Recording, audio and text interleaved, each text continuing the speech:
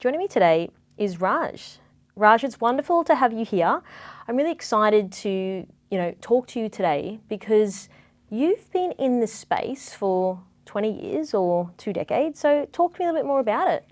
Very grateful to be here. Thank you for having me. Almost 20 years, touching on 18, so a little bit older than I look sometimes, but I feel it. It's an amazing space, and it's something that I'm very passionate about. There's a lot that's changed over the last almost 2 decades that I've been, in the industry in Australia, and that's primarily related to the relevance of cybersecurity in the customers and partners that we speak to every day. It's gone from a nice to have to must have priority in many organizations, and importantly, it is something that is a barbecue conversation because it's almost relevant and relatable to almost every single person, especially what's happening in today's environment. Sure. But at the same time, there's a lot that hasn't changed. We still are seeing an increased amount of complexity and, of course, increased amount of attack vectors, and then the way that we've been conditioned to resolve those issues additionally adds more complexity, and we all know that complexity is the biggest challenge for security. Yeah, so you said something before, it's definitely a barbecue conversation, and I'm with you on that one because I think now that everyone they're on social media, they are doing online banking, they run their businesses online, everything's online now, how we connect with family and friends, that's how we do it. So have you sort of seen a large shift even in the last 5 years, like in the security sort of game? I mean, you're really at the front line, you're really at the coalface. You're out there every day speaking to customers. So you have quite a 360 view on what's sort of happening out there. Yeah, absolutely. I see a massive focus on cybersecurity, and it's no longer just in regulated environments. It's absolutely something that is relevant to all different type of customers.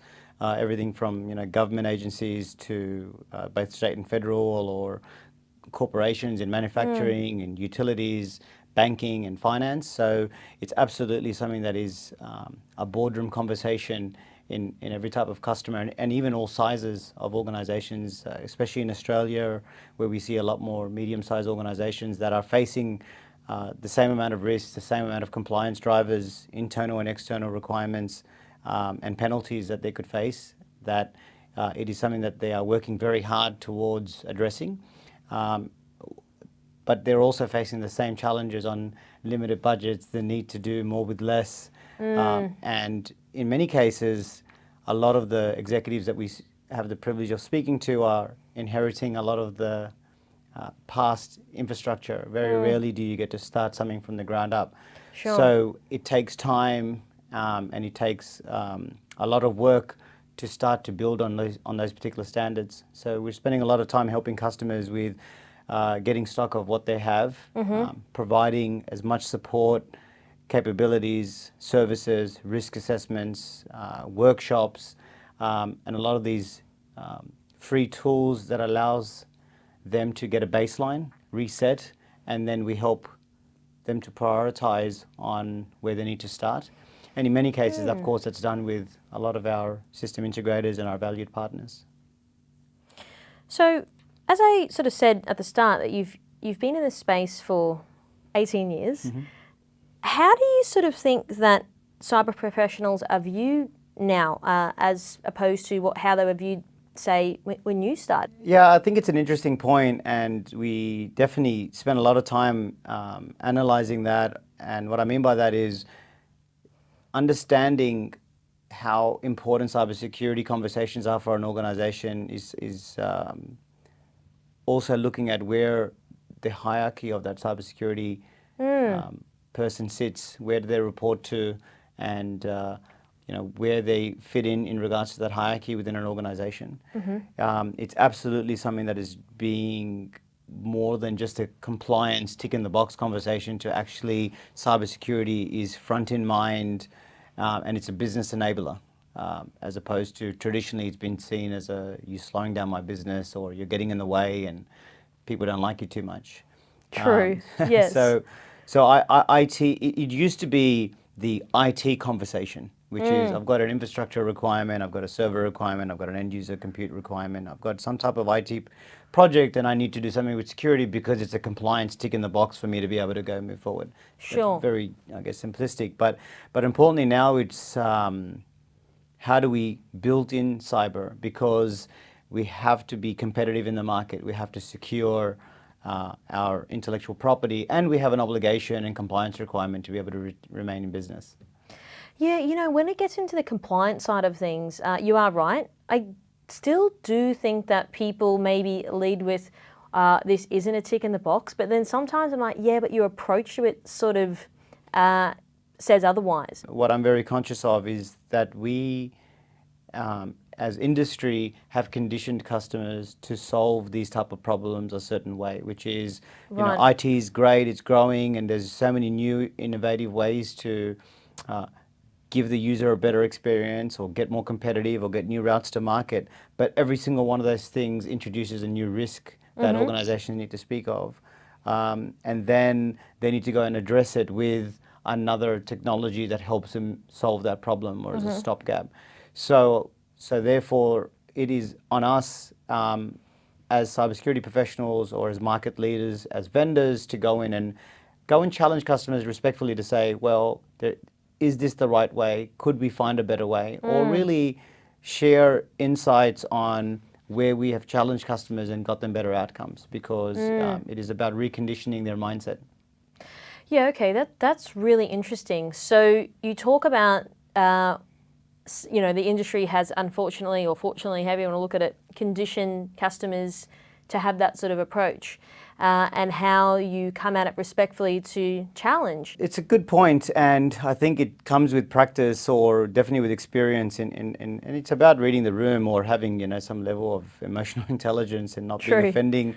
But I think if you've you get to the table, you earn your right to get to the table, and really what I'm seeing is a lot more customers speaking to my team and I that we want to be challenged, because clearly the way that things have been approached still not working, Right. and we're still seeing more attacks, and we're still seeing a lack of visibility, issues that are arising in the organization. So as a leader in your industry, what do you have insight? And insight's a really important point that I spend a lot of time, thinking about and talking about with my team, which is an insight isn't something that we find on the internet and we just regurgitate information. It's actually meaningful, unique information that we have gathered or obtained and learned from other experiences or with other customers, that we can replicate, and really that we can show that it's relevant to many other customers that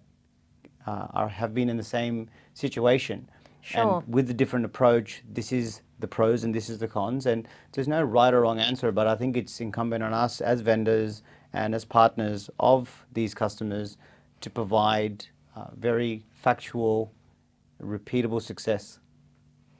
You made an interesting point before that you, as a leader in your organization, you want people to challenge you and your team. So what does that sort of look like? It's typically, it gets very complex very quickly. We've been involved in many different type of conversations in large and smaller organizations. And larger organizations have really great talent and really experienced professionals that have had success approaching certain problems a certain way. And they view that as the right way moving forward. However, I think we see a broader view with not only that vertical or that particular department, but we see a broader view of that organization or of that industry or regionally and globally. So we have to challenge that there is a better architecture, there's a better approach, or there's better considerations that go into a longer term view, which is again not a stopgap solution for a problem. Again, it could be the right solution right now, but it's going to stop you from doing all the other great things that you have planned to do. And that's where, or have you thought about how this decision will impact, should you choose to look at new ways of doing things and going to market. Like, an interesting or most common one is we don't do cloud. We're not in cloud. We're not going to do cloud. Wow. But what does that mean to you? Because actually when we do a risk assessment, or if you do a pen test with a partner and we're like, well, actually, your definition of cloud is you don't want your users to do cloud, but your shadow IT actually shows that you have multiple applications in the cloud. Yeah. You have a lot of data that's leaving your environment, that's going to their personal email or storage online, or you have a lot of unsanctioned SaaS applications, software as a service applications, that you may not be aware of. So your preference is not to go cloud, but you're actually using cloud. That's one typical example. Or in many cases, we have no intentions of moving more workloads to cloud, but really the competitive pressure in their industry will force them to move very quickly. So would you say, challenging someone, and like you said, challenge the customers, but also you want your customers to challenge you. So I'm assuming that they would feel comfortable having a hard, potentially tough conversation. And typically, to have those conversations on the other side means that they trust you. Absolutely. I think it's healthy and very important in any type of relationship to have a respectable debate. But you tend not to want to talk about religious views when it comes to certain type of architectures and political views on the way that a certain organization has stood up their environment. So we have to be careful not to get caught up in that. Right. But I think where it's most healthy is to talk about facts and talk about certain realities that we see in the market, and where we have helped customers that have felt the same way.